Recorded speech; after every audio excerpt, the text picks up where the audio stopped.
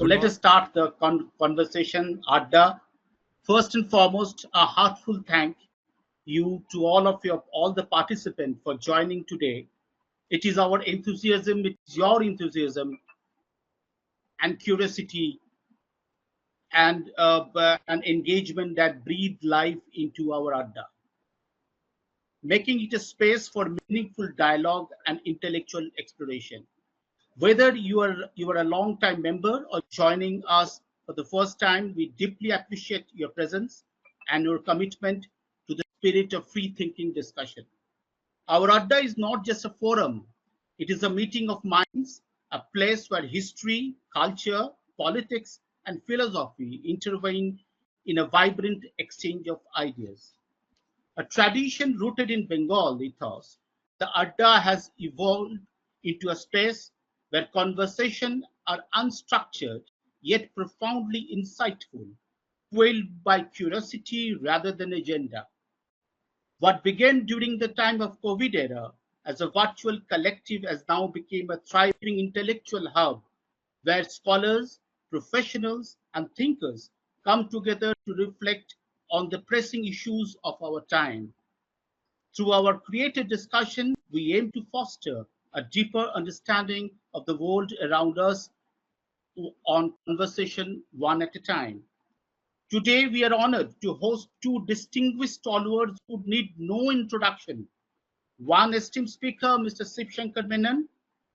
Mr. Menon is a distinguished Indian diplomat with an illustration career in foreign policy and national security.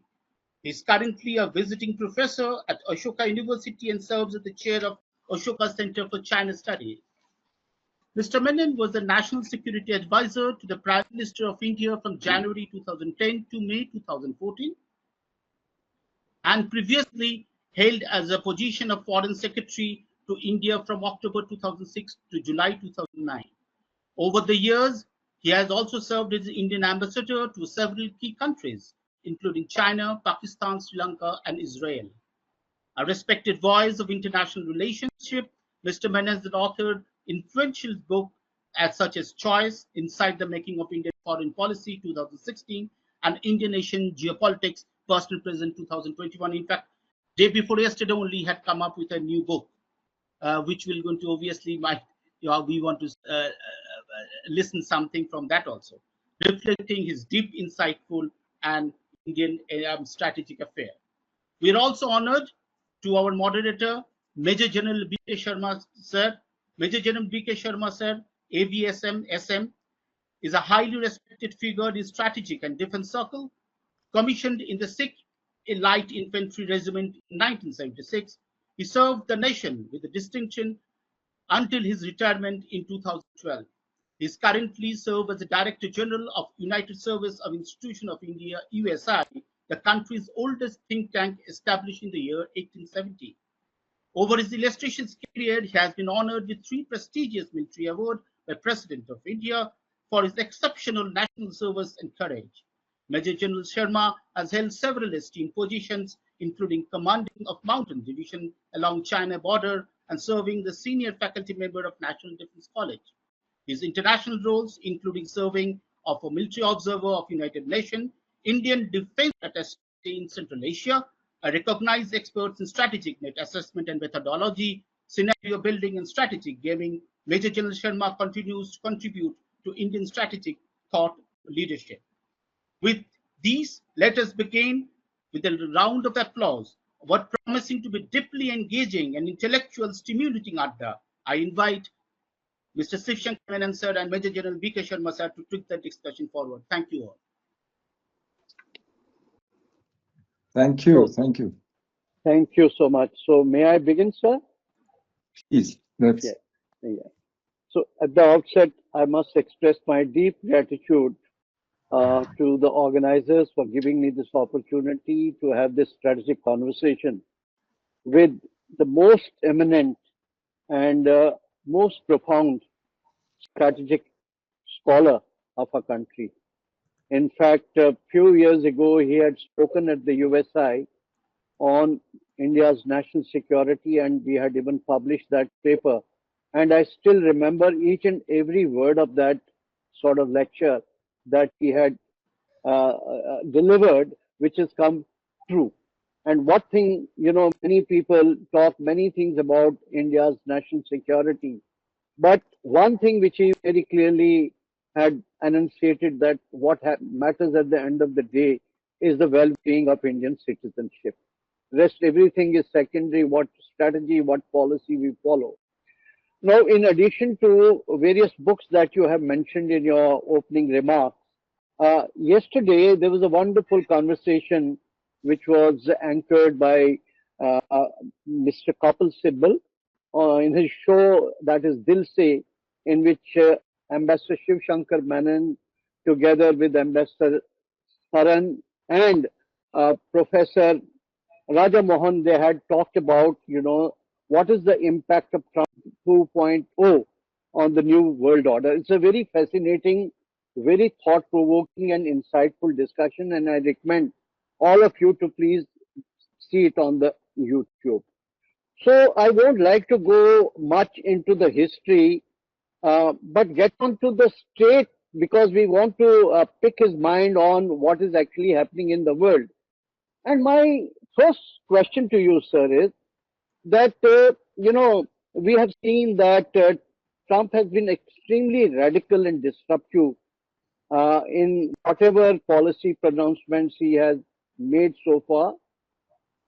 Is the policy pronouncements he had made so far? And it seems that this, what we call as the rule-based world order, is almost, it is vanishing. We see dysfunctional multipolarity. We see a total sort of all our international institutions being put in a disarray. And then he has some outlandish ideas on resolution of conflicts in Ukraine and West Asia.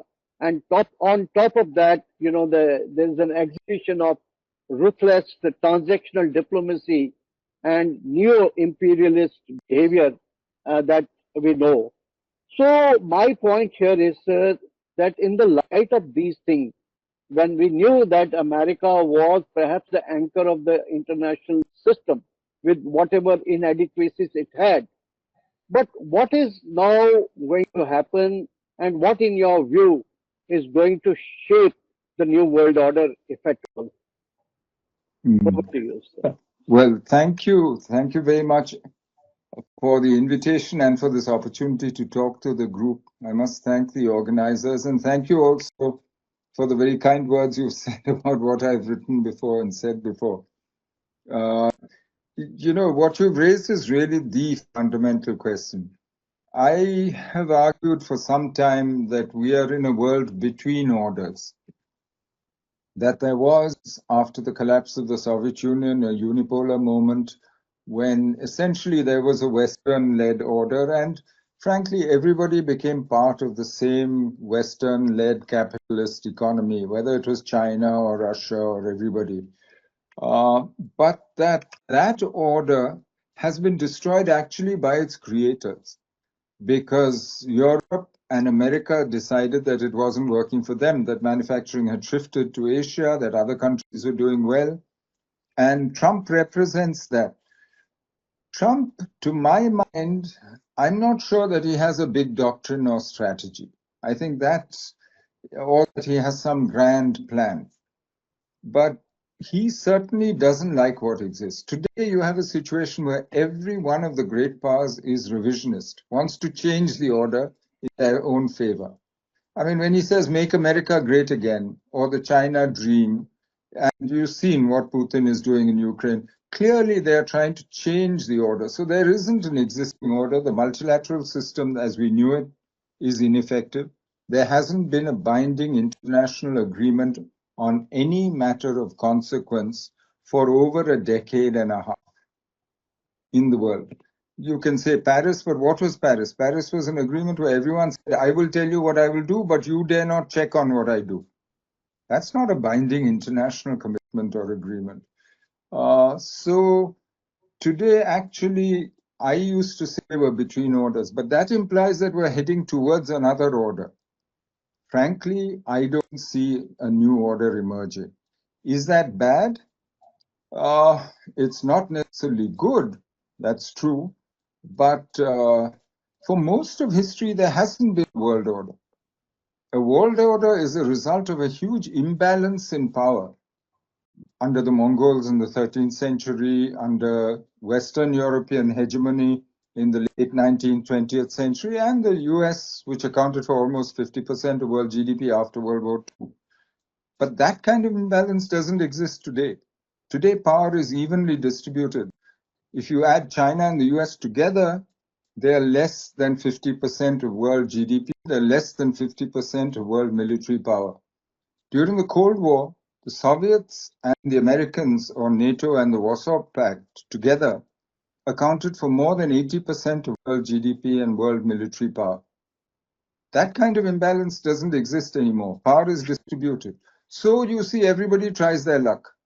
Whether it's China in the South China Sea, whether it's the Houthis in Yemen, whether it's Russia in Ukraine, whether it's Rwanda in Congo, wherever you look. Even Maldives tries its luck once in a while. So you have a situation today where there isn't an accepted order, there aren't accepted norms. As you said, your general rightly, Trump himself is tearing up norms of non-interference, claiming that now I'll make Canada a 51st state. He wants to annex Greenland.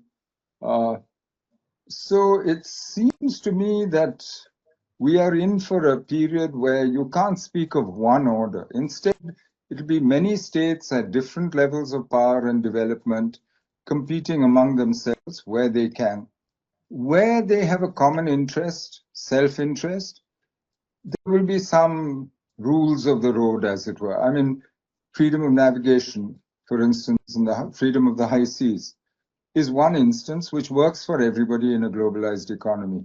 So even in the South China Sea, which is contested, so far at least, the seas have, freedom of navigation has worked. But these are ad hoc arrangements. We are, under Trump, we are watching actually the dismantling of the West as a geopolitical unit. Why do I say that? Because clearly you saw how he treated Zelensky, you saw how Ghani was treated. You know, I think Europeans have decided they have to take care of their own security. They can't rely on America. And Trump has made it quite clear he's not interested in using American power for other people, other people's security. So given that, I think we're in for a much more fragmented world. And it'll have huge consequences. For one thing, Southeast Asia already, China is the economic hub of Southeast and East Asia. Now, once the American security guarantees become meaningless, either Asians in this part of the world work with each other, or they drift into China's orbit, get much closer to China, come to some accommodation with China. That makes a big difference to us. Where does it leave Quad? All that's going to make a difference. Trump has already signaled on Taiwan, for instance, Colby, his Deputy Secretary of Defense for Policy, in his testimony for his confirmation in Congress, said in writing the defense of Taiwan is not worth the cost. That, you know, is a huge step forward or backwards from the American point of view, and a huge step forward for the Chinese. So I think we're in a moment of big historical changes. And these are not changes that can be reversed very easily. I do think this is a historic moment. But let's see. I'd be very interested in what you think, General. So, in fact, I mean, I totally subscribe to the views that uh, you have echoed. But my point here is that, well, we could have this discussion sort of going on, but I have some more question, and if time permitting, we could then have a discussion, a free-flowing discussion towards the end, Okay. sir, so that the people are benefited from your wisdom, sir. Now, as you have very clearly brought out that we are living in a continuum of critical uncertainties, and it's extremely difficult for anybody to sort of you start guesstimating or make out some kind of forecasting. In this era of uncertainty, India has become highly aspirational. We have a very lofty vision of what you call is Viksit Bharat, 2047, something like China Dream. But at the same time, we see that we have a very divisive domestic politics, no matter whether we like it or not. Our neighborhood is extremely unstable. And now since we call ourselves a strategic bridge between Eurasia and Indo-Pacific, and we are almost in both the alignments in some form or other, whatever regional dispensations are there. So in this very, very complex kind of a milieu, what do you think is the future of Viksit Bharat? What we need to really do to navigate our vital strategic interest in this kind of a choppy landscape, sir? Well, my own attitude is that, frankly, we have still, I think, a very good chance at achieving Viksit Bharat.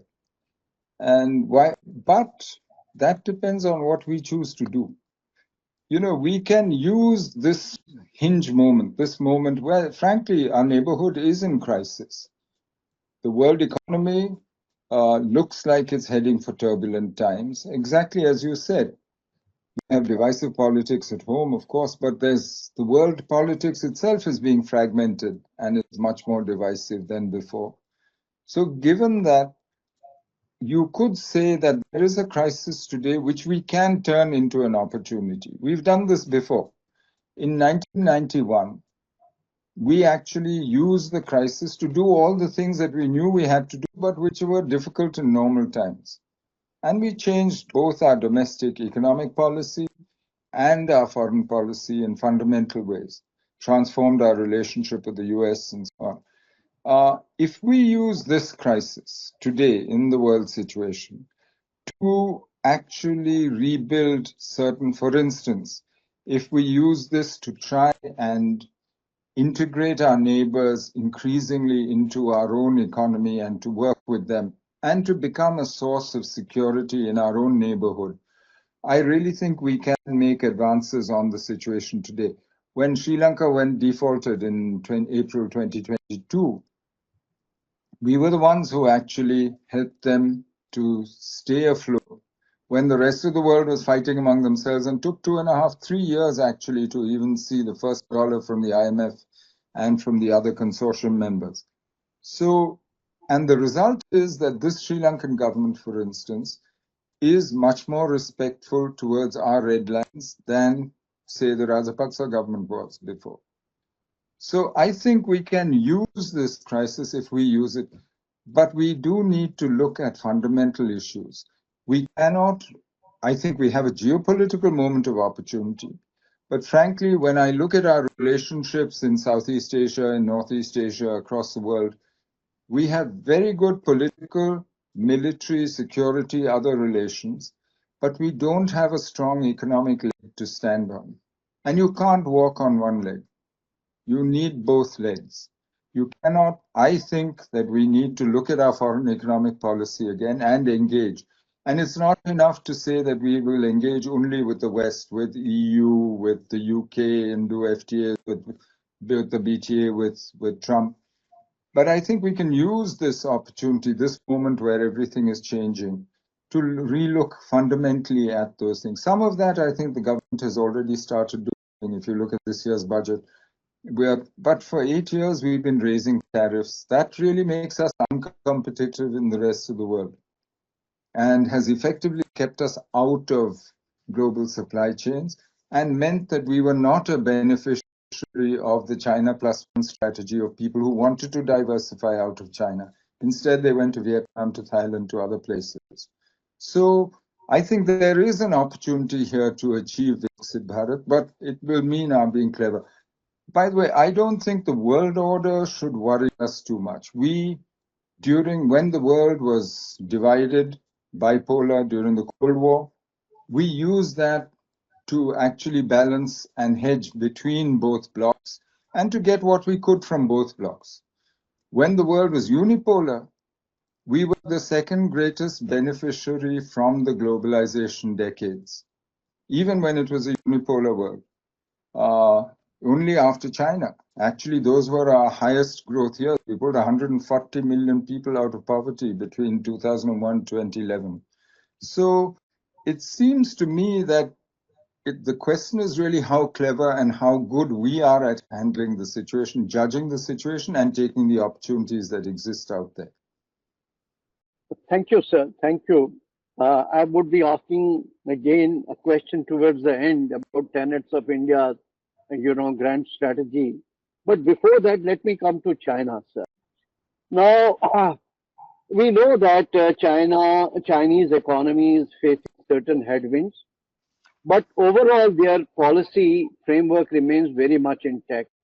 Be it China Dream and different milestones that they have assigned to it, and they come out with number of initiatives like you have the global developmental initiative, global security initiative, global civilizational initiative. They're even talking about global mediations initiative now, global uh, digital initiative, and leadership in artificial intelligence, machine learning, and what you not have.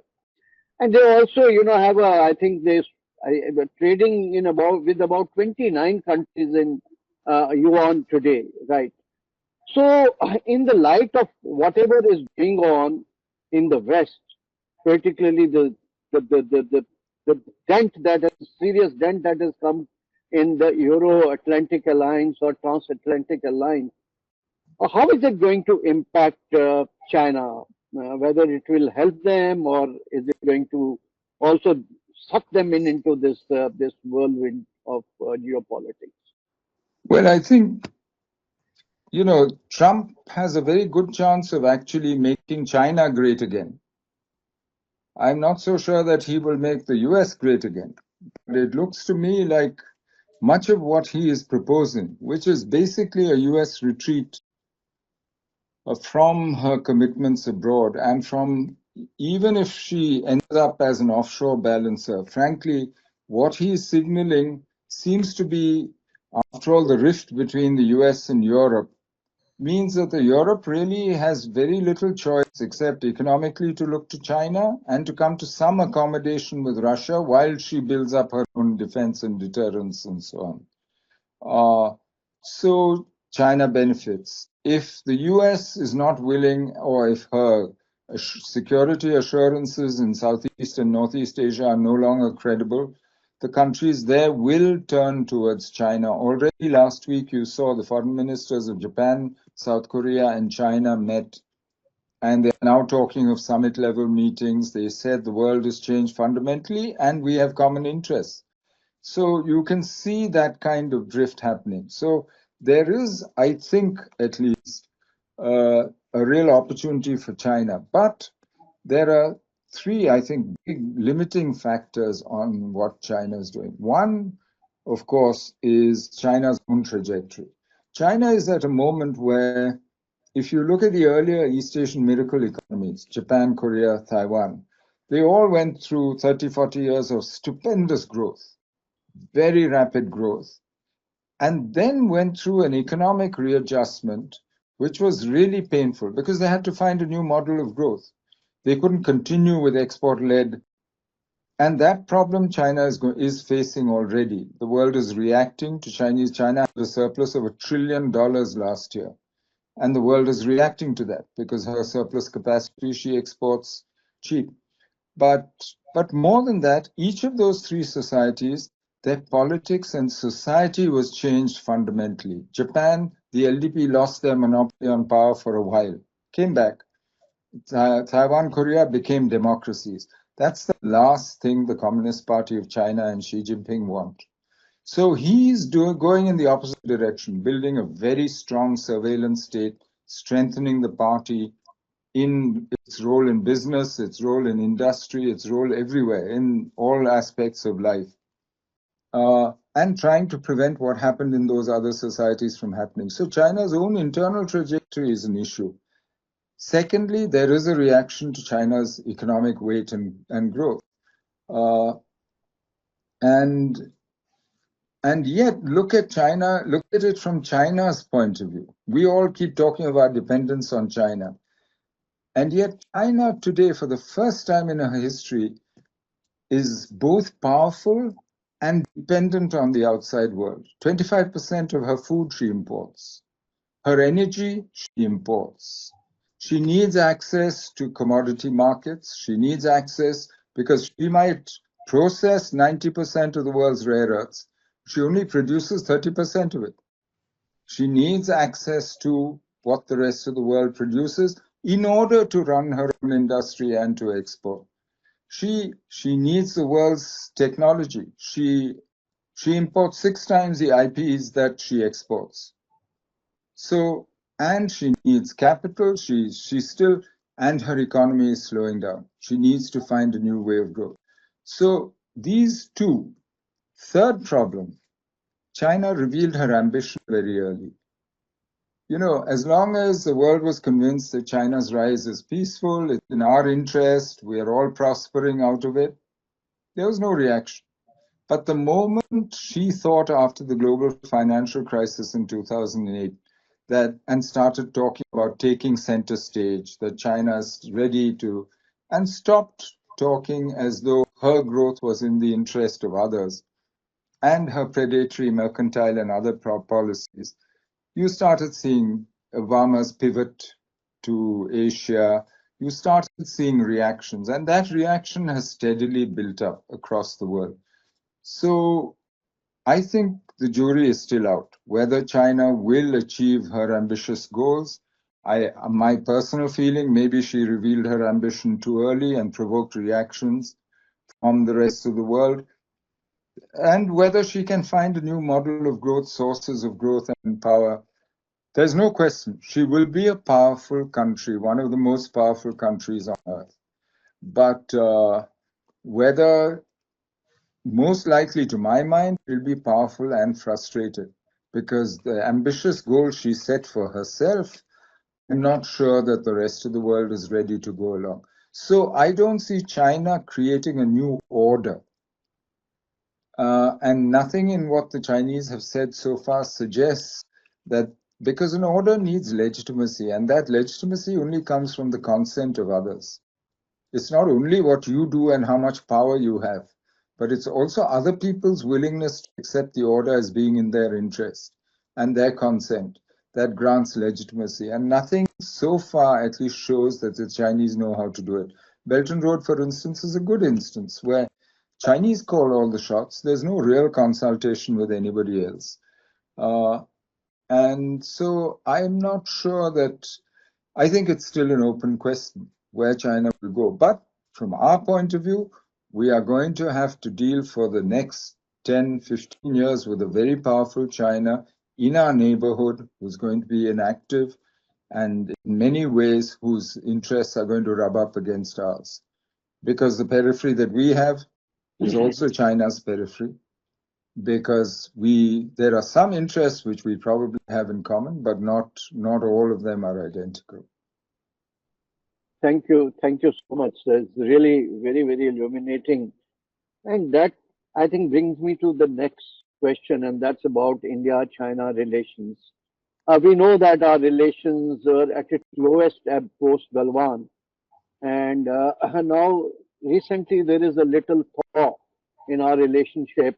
And given the statements made by our Prime Minister in his interview recently, and also the Foreign Minister, seems that something is really working. But we also know from experience that, well, there has been a betrayal from Chinese side, because all the agreements that we had signed since 1993 till about 2012, they really went back on those agreements, right? So no matter whether we like it or not, we are going to be competitors in the Asian strategic space. And there's also some quarters who say that India really did not have a very cohesive China policy, because we believed them too much, and that would have set a certain degree of complacency in our own establishment in dealing with China. Do you subscribe to that view? And in case we have to recast our China policy, what should that be? Well, for me, it seems that there are three essentials to maintaining the peace with China, maintaining the status quo, and creating a basis for the rest of the relationship to be healthy. One is deterrence on the line. That's something that we can never neglect. And clearly that broke down in 2020. But I think what we did also has at least partly restored that deterrence, what we've done since then. Might be a huge effort, might be painful, and that is, I think, an essential basis if we want to have a, as you said, coherent China policy, which is credible and which carries conviction across the line also. Second thing that I think we need to also recognize is that it's always going to be a mixed relationship. There are aspects where, yes, we might have some common interests. For instance, we are among the four biggest countries which depend on the free flow of oil and cheap flow of oil and gas out of the Middle East. They're all in this region. They're China, India, Japan, and Korea. Because now that America takes care of its own energy needs. But we have a common interest, so we have some common interests, but we also rub up against each other in several places. And that is something that we cannot ignore. As you said, we are, in a sense, strategic competitors in the same space, unless we come to some understanding with each other. But that understanding has to be based, as I said, on a balance of power, not on just trust or some agreement that you sign. Agreements work when they are based on reality and when they reflect a reality. When they stop reflecting a reality, then what happened in Galwan happens. So I would say that today we are not yet at that stage where I think, thanks to the huge uncertainty and dislocation caused by the United States in the international system, we are all hedging, all of us, India, China, Japan, everybody. And therefore, both India and China have found it useful to lower the temperature in the relationship and to try and bring it back towards normalcy. But it cannot be described as normal when there are still so many troops strung up along the line, especially in the Western sector. And when there's so much uncertainty, when all the old CBMs, the agreements and so on, as you said, have been torn up by Chinese behavior in the recent past. So I think there is still work to do. I think it's possible at this stage to have the kind of a strategic dialogue with the Chinese which could take the relationship forward. But part of the problem is that the Chinese increasingly look at every relationship, and India also, as a subset of their relationship with the US. That is really a problem. For about 6 years ago, the Chinese started saying India is no longer neutral, India is no longer non-aligned, meaning that India has gone over to the dark side. They've stopped saying it in the last year after they've seen what's happening. I think it's clear from what Prime Minister Modi said in that podcast, what EM has been saying, that both sides want to bring the temperature down in the relationship, and that we would be open to a proper dialogue. But I think that still needs to be established. I think for the Chinese, the main game is still the US and Taiwan. And a lot will depend, unfortunately, in the Chinese reactions, not just on what we do, but on how they see the larger situation. Chinese operate on their perception of the relative balance of power. As long as they thought America was highly powerful and clearly number one until 2008, they went along with almost everything the US did through the 90s and the noughts. They went along with the Gulf Wars, with everything, and they worked very closely with the US to try and bring down the Soviet Union, whether it was in Afghanistan, whether it was in Indochina, and so on. The moment they saw that balance shift, they thought it had shifted fundamentally in 2008, and they thought that was the end of the West. And they started declaring their own ambition. they started behaving very differently. You saw it in the South China Sea, you saw it with US allies, with Philippines, with Japan, and we saw it in the Himalayas also. So it's their perception of the relative balance of power that really determines their behavior. And I think that it's important that we start from that basis. Create the deterrence, create the balance of power. So for me, there's no answer better than self-strengthening. And without self-strengthening, everything else that you do abroad, no matter how clever you are, how good your diplomacy, it's not enough. Thank you, sir. And I think that leads me to the next question. And that is, well, we need to have a national security strategy. And we at the USI, we do events for the National Defense College, for the war colleges. And ultimately, everybody, there is a consensus in this country that we need to have perhaps two kinds of documents. One is an NSS, which is in the public domain, which generally tells our own people and the world at large in which direction India is heading and what are our key areas of concern and what should our focus be.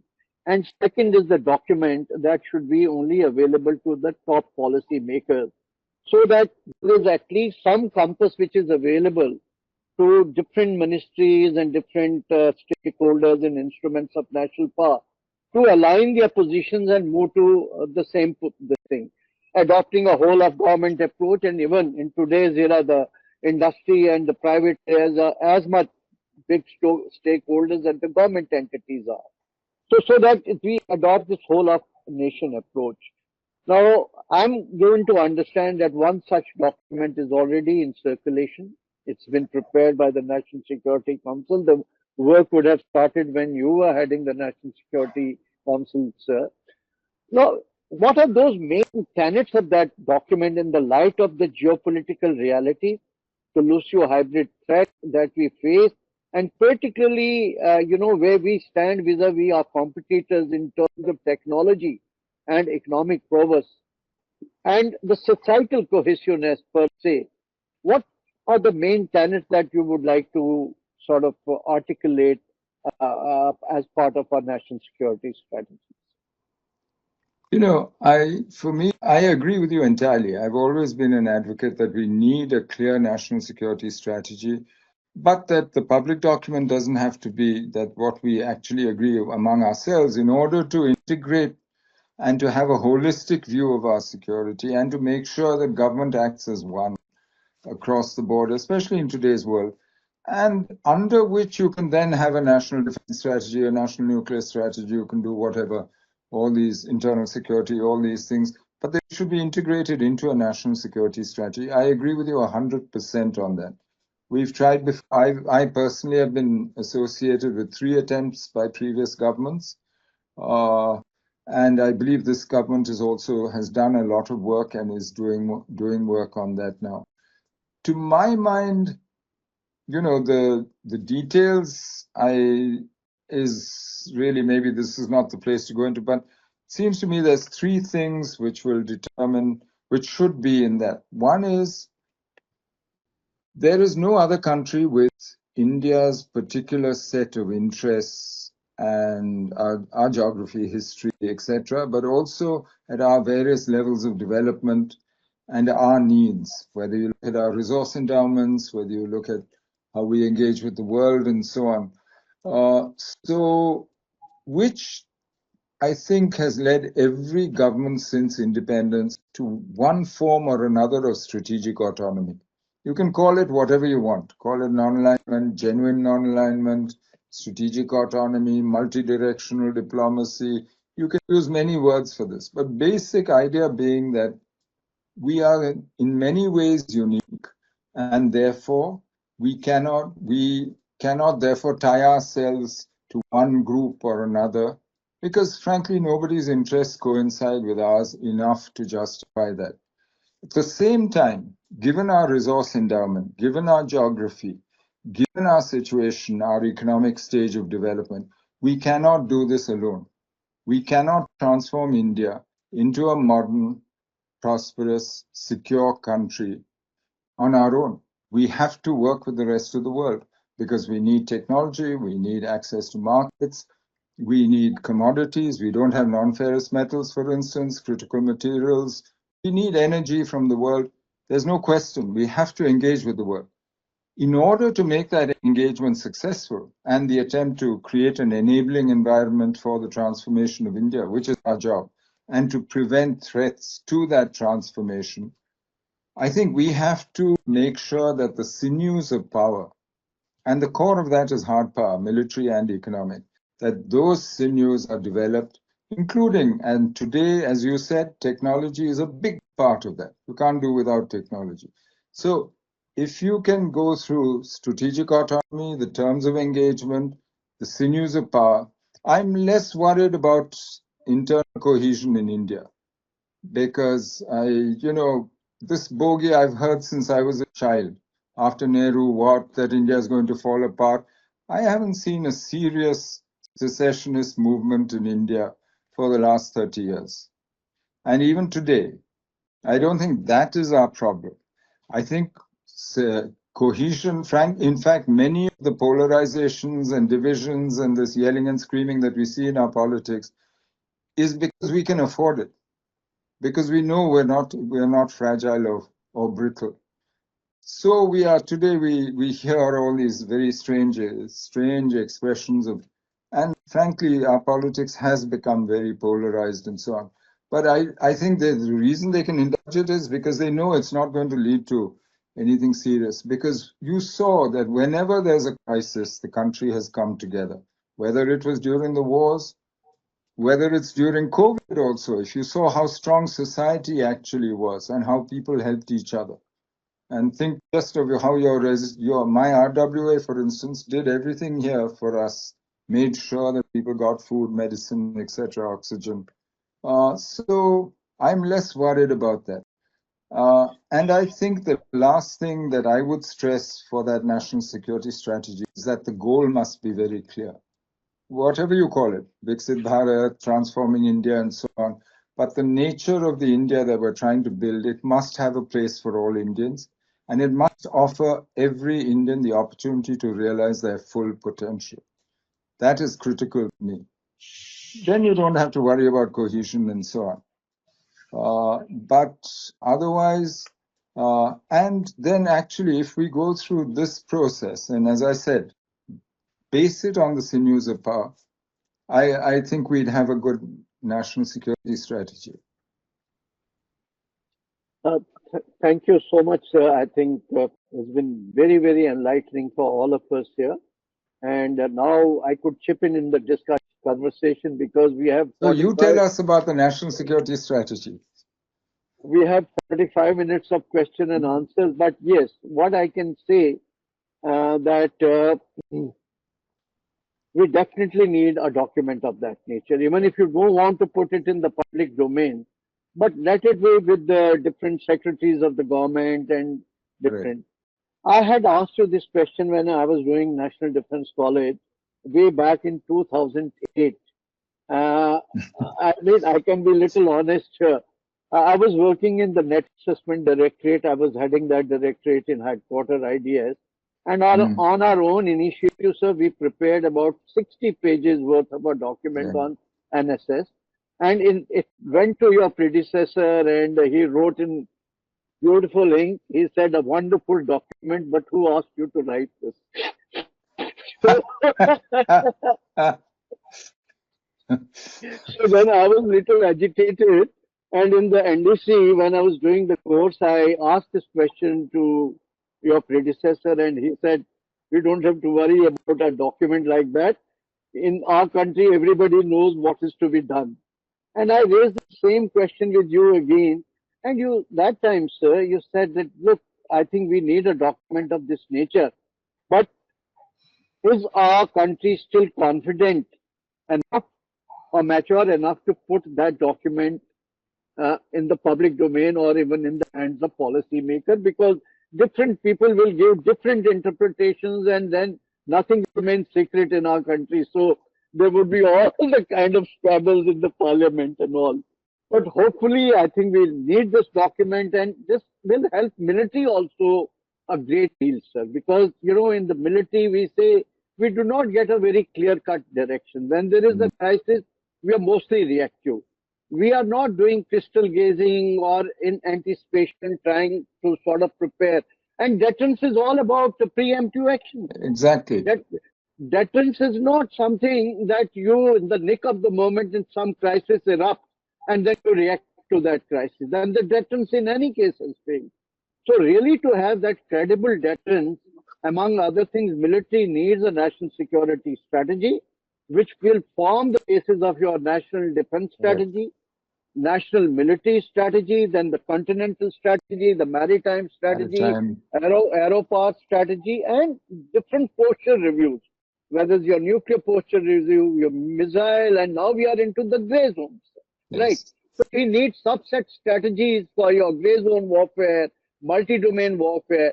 So in the absence of a document of this nature, everybody is trying to grope in the dark, and we may not be able to, we may utilize a lot of energy, but the results will not be optimal. So these are my views, sir. I think we both agree.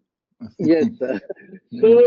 Actually, the hesitation in all the three cases that I knew well, the hesitation didn't come from either the armed forces or the civil service, or certainly not from the foreign service. We pushed for it for a long time, but from the politicians who saw it as somehow tying their hands, as representing some kind of financial commitment which they would then be held to, and that they would then be blamed for not implementing. Somehow the hesitation was always there.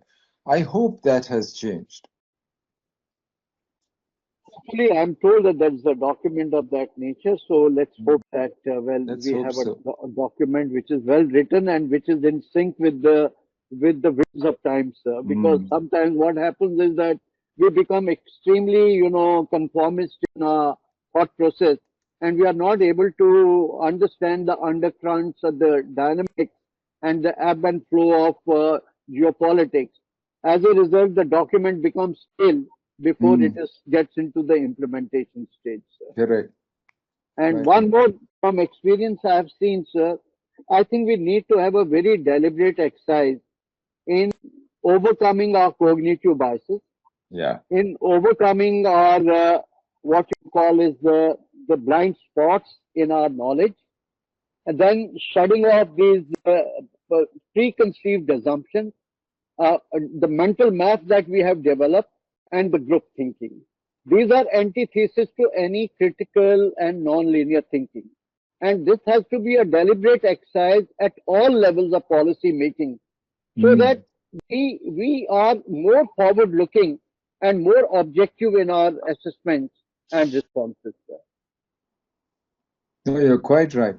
But you mentioned net assessment. Did you see they wound up the Pentagon net assessment office? Because they themselves became predictive actually after Andrew Marshall, I think he passed away. So they are given, the new buzzword is about the red teaming, sir. Yes. So we did recently an event at the Army War College on red teaming, and I was part of that. So now we are looking at this, what you call is the vulnerability probes, stress testing the strategies, giving the alternate viewpoints. I hope this culture spreads, but all this requires is a multi-domain expertise. It is not the purview of only the foreign service or the military or the administrative service. Everybody has to be involved. Particularly, we need historians, you need anthropologists, you need economists, you need people who are very into that technology, and they take a 360-degree view to get into the grip of the situations. True. So we have question answer now, sir. So with your permission, we could go ahead and entertain some question for another 40 minutes or so. So, Ram sir, you want to start with a question?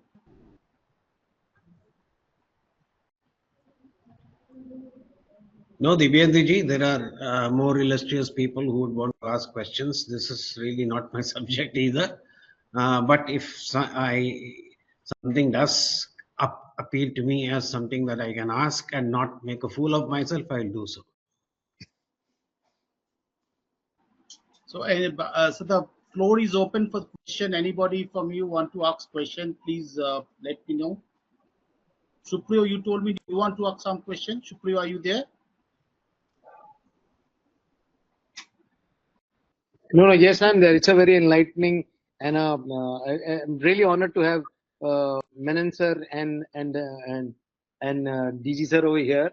What a I feel sometimes, I don't know whether it is right or wrong, the way Trump has been reacting overall, he's been doing a lot of knee-jerk reaction. There's a more to it that it's on the surface. If we scratch more, he has more access to information, and that might lead to the rut that has already set into American economy that he's trying to cover up.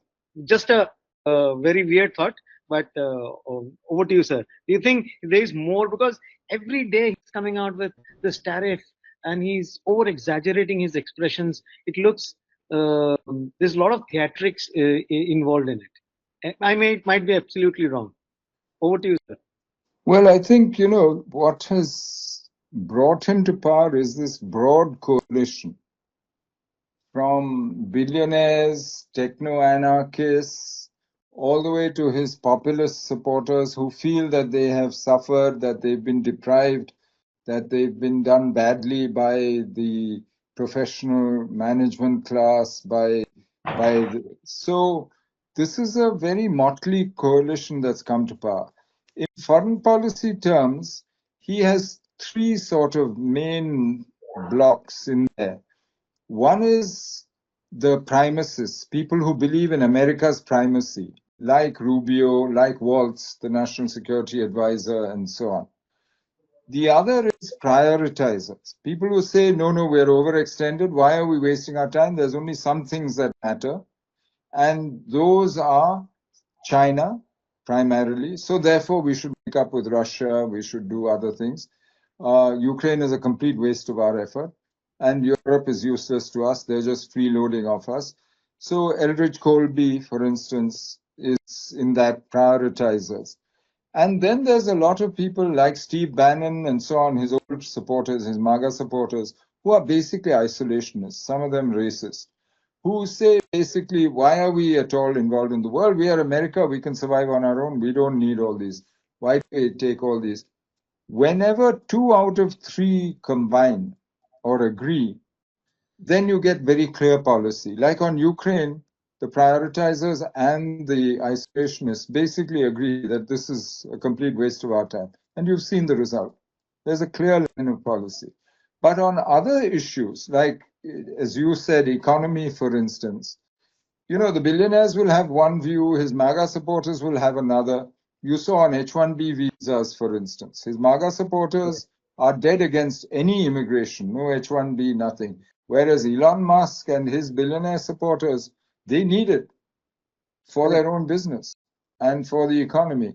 So you get this half and half policy. Nobody's touched that yet, but there's been noise about, and Trump, I think, tries to pacify the isolationists by doing all these big drama of deportations and so on, without actually changing what he's doing for business.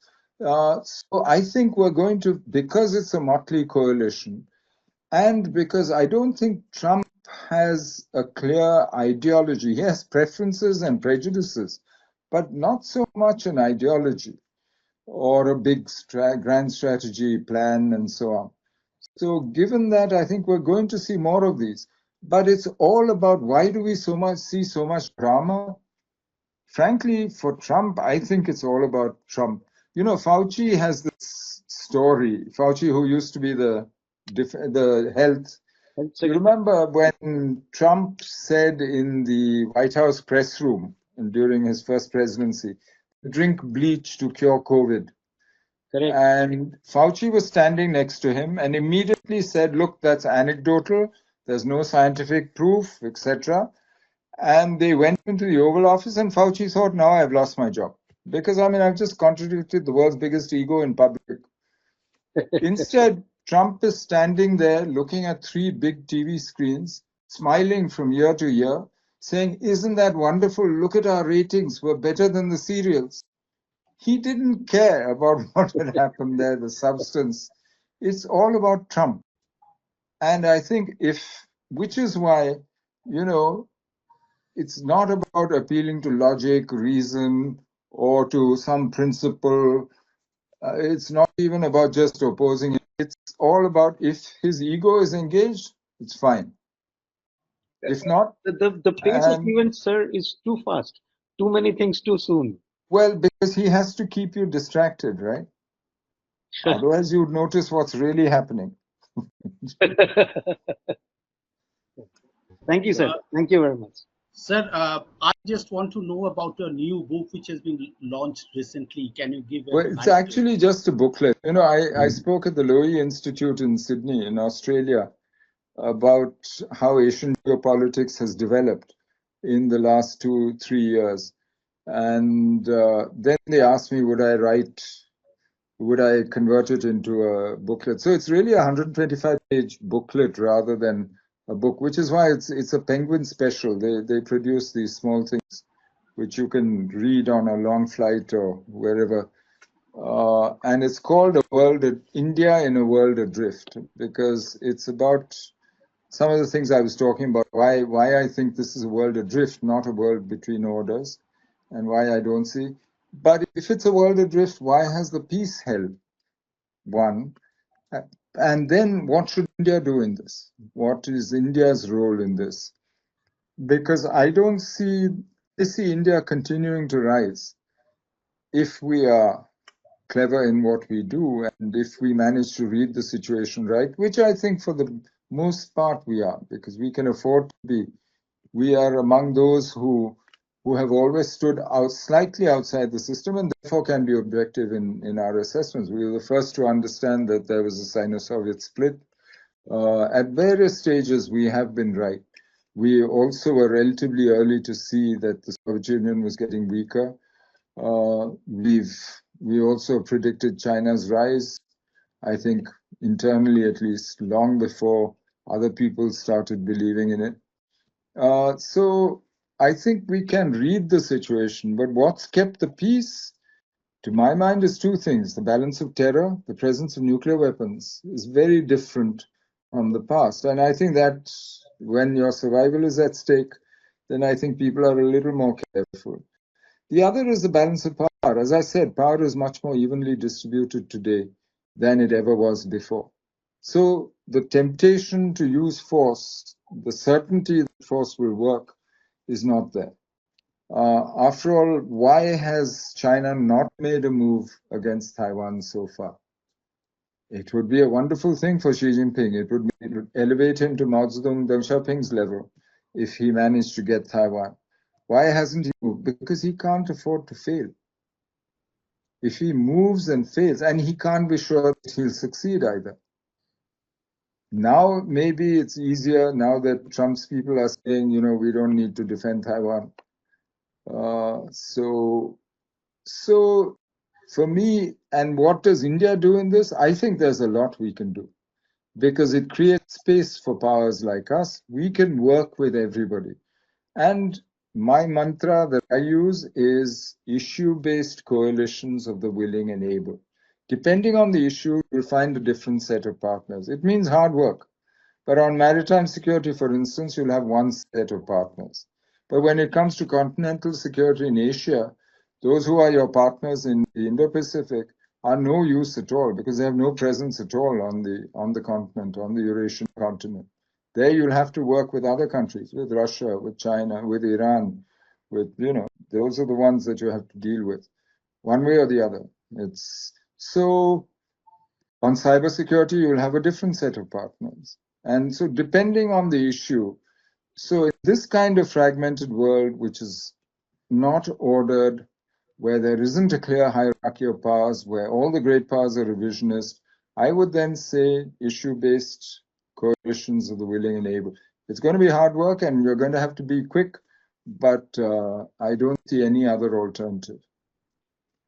One question I had, sir. You see, there are some writings today talking about spheres of influences now. That there's one thought that, well, America would like to have consolidate in the Atlantic part of the world and then probably have a little pie in the Arctic region and North America, that side, give certain concessions to China and South China Sea. In any case, that's the new normal now, sir. And maybe the incremental Finlandization of Taiwan takes place. You know what? Whenever I visited Taiwan, they were talking about one country, two systems with the Taiwanese characteristics now, not the Hong Kong characteristics. And whatever Russia has gained in, say, four provinces of Ukraine and control over Sea of Azov, the Black Sea, and some sphere of influence in the former Soviet space, and China that way. So, I mean, what do you think is too much of an exaggeration of this sphere of influence, or there are certain indicators pointing to that direction? I think people are very tempted to this idea of spheres of influence, which could have worked 1 century, 2 centuries ago. But today there are three things that make it very difficult to manage spheres of influence.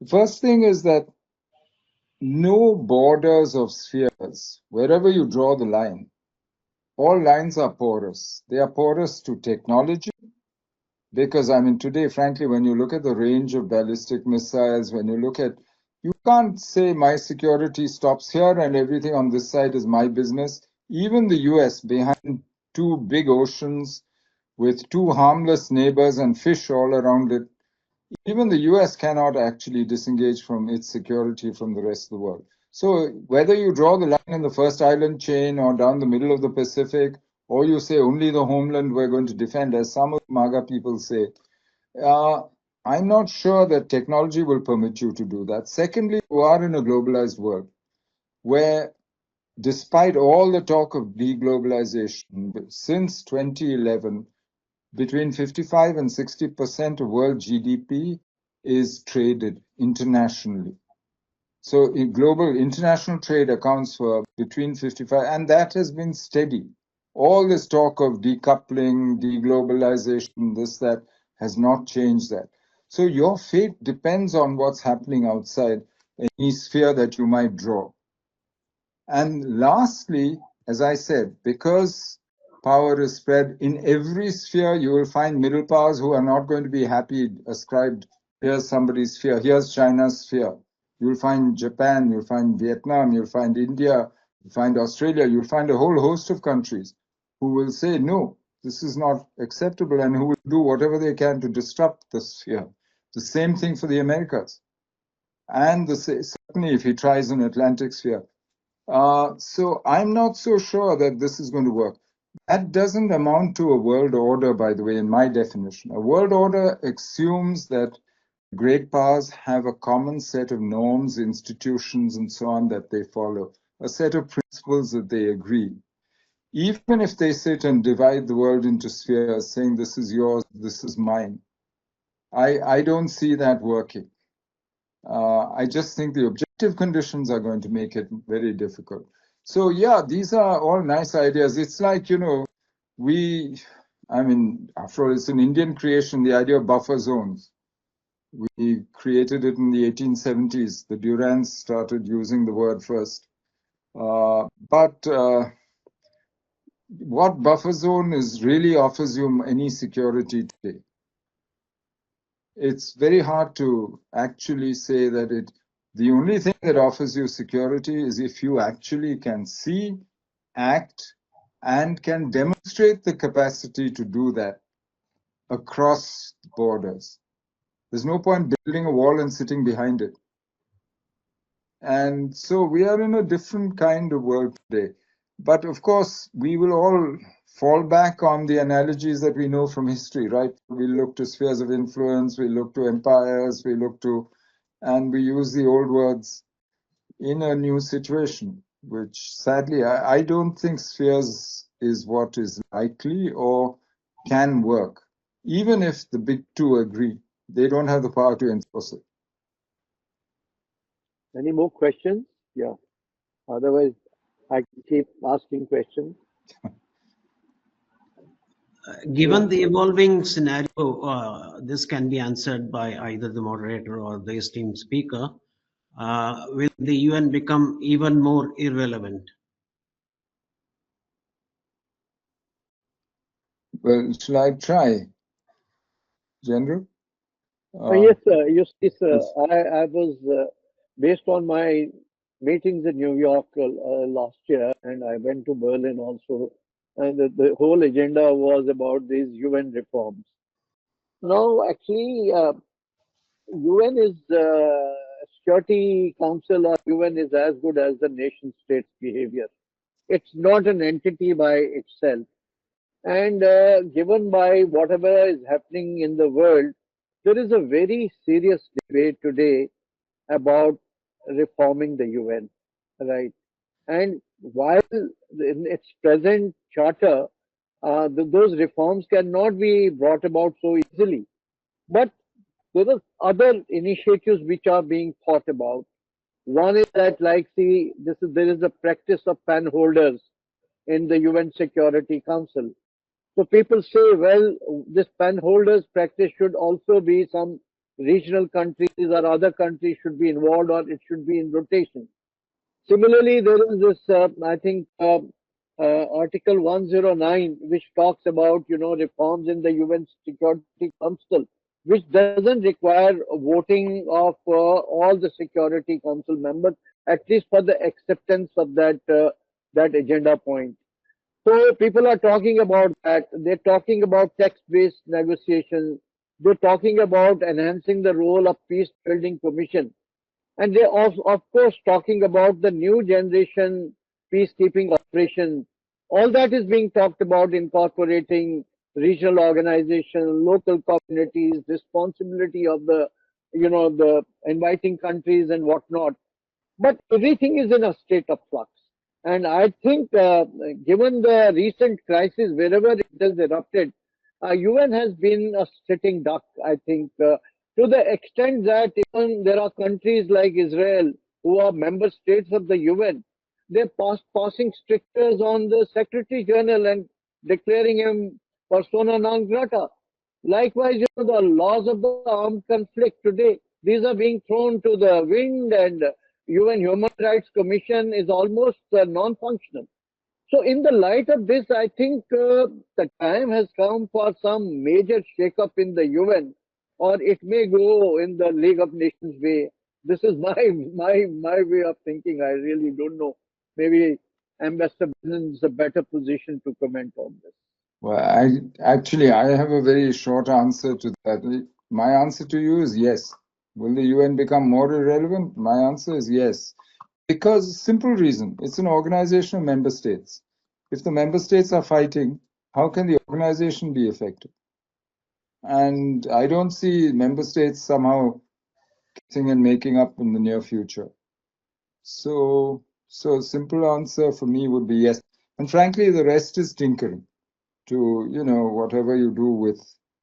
So I wouldn't look to the multilateral system or the UN or for international action on transnational issues. We have big enough transnational issues, developing country debt, climate change. These are huge issues. But whether it's terrorism, all these, but forget about international action which is effective against these things. In fact, this Pact of the Future, if you read that document, it is all, gas. I would say there's not much substance in it, right? So, and the bigger challenges which are now facing us is what is going to be the global governance architecture for your artificial intelligence, for your lethal autonomous weapon systems, space laws, your cyber laws. We're not thinking, and again, there could be some kind of a hegemony, the might is right kind of a people, and the whole thing will get commercialized. And these are the commercial entities or the market forces which will drive the whole agenda. And this is one arena in which India should start actually making a lot of footwork, so that we become an important stakeholder in shaping this new agenda. May I request, sir, your views on these new challenges? You know, I'm not sure that AI and all these are ever going to be regulated effectively by the rest of the world. Unlike nuclear, space, which were big science and largely in the public domain, owned by governments. Governments had to put in the effort, the money, and control them. Today, that's no longer true. Today, power has actually shifted to these, as you said, large corporations. They have no interest in being regulated. They're the ones who brought Trump to power. And one of the reasons they brought him to power was because he's deregulated all these sectors. One of the first things he's done is to deregulate them. The last thing they're going to allow is an effective international regime which deals with new technologies. So I'm not so sure that we need to make sure that we develop our own capabilities in these areas. And we need then actually to try and build alliances across. Now, you'll notice what the Chinese did. DeepSeek, what did they do? They made sure that it's open source and available to everybody. That's subversion. That way, they attack the power of the big corporations in America, which basically were hyping AI and building AI up into something that enabled them to control the rest of the world. By making it open source, frankly, those are the kinds of things we should be doing. We've done it on a small scale. In fintech, for instance, essentially, what has UPI done? We've made sure it's a public good rather than owned by Visa or by one of these large corporations. And that's why all of us use these GPay, Beam, whatever we call it. It's the same thing with the other technologies. I don't think we can assume that there's going to be effective international regulation or even any attempt at controlling these very large corporations, which is going to be successful. Even the EU, which started down that road of trying to regulate these new technologies, is now starting to dismantle them when they see what's happening in the US. So we'll have to see. There will be, what you will see in the name of regulation is actually protectionist measures. You know, when the EU does CBM, Carbon Border Adjustment Mechanism, where they measure carbon on all goods and charge you a tax accordingly, all goods entering the EU, that's basically protectionist. It's not, but in the name of public good, they will do this. But I don't see effective regulation of any of these technologies. And I don't think we should bet on that or waste too much effort on that. Can I request Rohit and Shubhendra to ask you any question?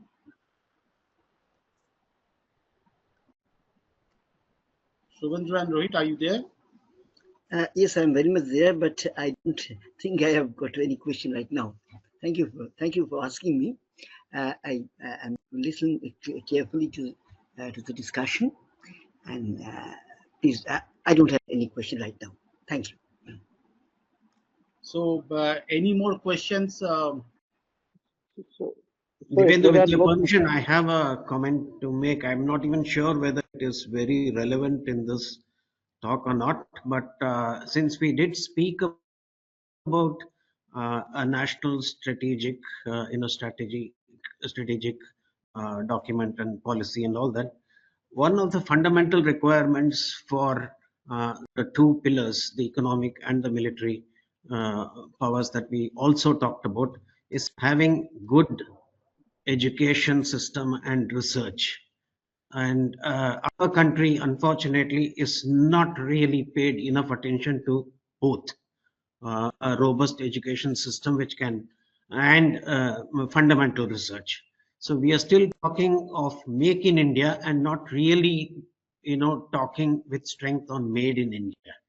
So if this is accepted, then what required, let's say, influence? I'm not even calling it force or whatever.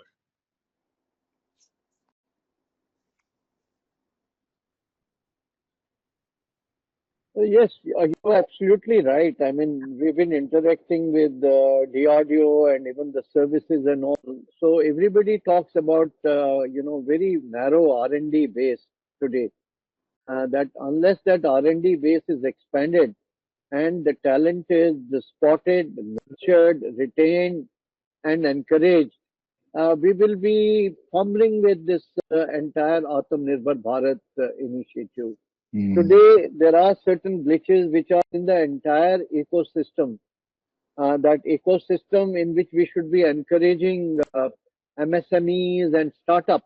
And I believe some of these MSMEs and startups have already suffered huge losses. I was hearing to the tune of about $45 billion, you know. So how do we sort of cope up with this? Uh, this is a matter of concern. And now what we see, make America again vis-a-vis our Viksit Bharat. Trump definitely is not interested in shifting any technology here and we start bulk manufacturing and start exporting to other countries. Right. So there are basic contradictions in Make America Again and India's own Viksit Bharat. How we are able to reconcile this is anybody's guess. You'll notice that what Musk is doing is buying showrooms. He's not buying factories. Sir, I have a question about Europe. Now, see what Vance did there and subsequently the other statements from Trump and all.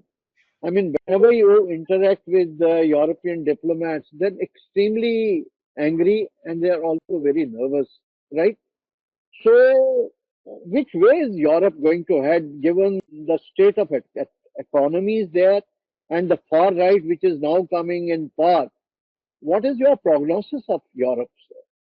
That they'll come to some accommodation with the Russians and that economically they'll turn increasingly to China. So that is that's the logical answer. If they feel abandoned by the US and they can't rely on the US, and they can't build their own deterrence and defense against Russia in the next 5 years, 3 years, this takes a long time to build. So clearly they have to come to some accommodation with Russia. And ultimately there is complementarity there. Russian energy, Russian raw materials are exactly what Europe needs. And China actually can offer to get European manufacturing going again. And they're happy to not just buy European ports and so on, but to invest in European companies, which the Europeans may have resisted so far, but now they'll stop resisting. So to my mind, that's where it has to go. I mean, I don't see any other go for the Europeans, despite all their brave talk. We have with us Mr. Chandan Sinha and sir. Yeah, please, sir. May I ask a question to Ambassador Menon specifically? It's clear that Trump's major thrust is on as an economic one, and it creates a very, very disturbing image of coercion as far as most of the world is concerned in terms of forcing open economies like ours. What should our reaction be, apart from just dropping our tariff levels, which is what we have been doing for the past, say, 3-4 months? What is the reaction that we should have?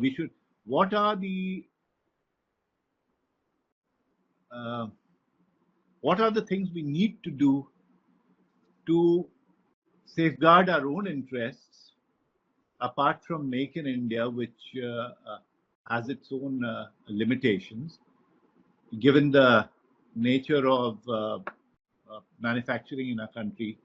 For instance, pharmaceuticals, in which we are really big, but we are dependent on raw material from China, and so on. So what are the steps that we should take as far as trade is concerned, manufacturing is concerned, basically the entire gamut of economic activities, to prevent us from becoming another Mexico or Brazil, basically entirely dependent on exports? Well, it's It's an interesting problem because Trump is pushing not just for tariffs, which of course we have raised for the last 8 years, and now suddenly in the last 3 months we are reducing. Trump is pushing for a change in a lot of the NTBs, all these, especially all the quantitative limits that we've put on various imports and so on. And he's pushing for major defense and oil sales. Right. You know, for instance, he's insisting that we buy an F-35, which frankly is not what we need. But energy sales also. This is a change from the Biden administration, certainly on energy, because they were quite happy to see prices where they were because they didn't want strain for their alliance with the Europeans. But for me, it's unfortunate that two things are fortunate. One is the US itself has hollowed out to the point where your real problem in opening some of these sectors to Trump is not that the US will flood your market, but that under MFN other people will flood your market. Because the US is really at both ends of the spectrum. There are high technology, aerospace, and so on.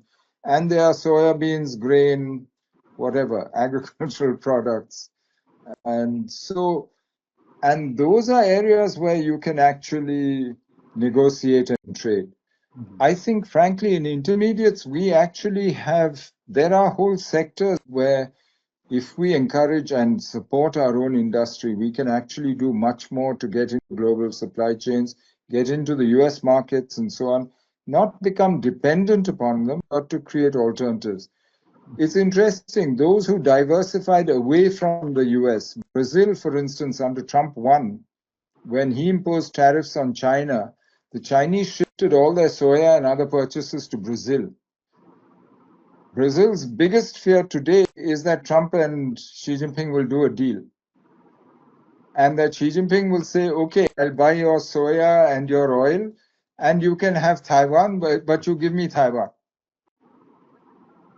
And so Lula is today, I think, in Japan. He's going to Korea. He's looking for alternative markets to sell his produce to. This is why I say it's going to be a very complicated calculation. And China is not that strong in some of these intermediates where her wages have risen and where labor is still a major factor. And if we lower tariffs, actually, we can be much more competitive in some of these. Yes. But that we can identify, and we need to do that negotiation with the Americans carefully, with an eye on who else will use it, actually. Thank you, sir. But the larger, I've heard other ideas that, if we give on trade, then we can, get things on technology. I'm not so sure anymore on that. Thank you for the session, sir. So I think we are coming to an end, and I don't call one to end. We can have another session because there can be lots of sessions with Shivshankar Menon, sir, Director General, sir, and other. So let us say not goodbye, but see you another day, another time soon. Both of you come up with the new books, and we can find out another day for the discussion. Thank you again. Thank you all participants to be here. And I am personally going to share this link and the note to everybody of you. And in coming week, I'm going to put it in the YouTube so I can put this link to all of you so that you can listen, whoever had missed it out.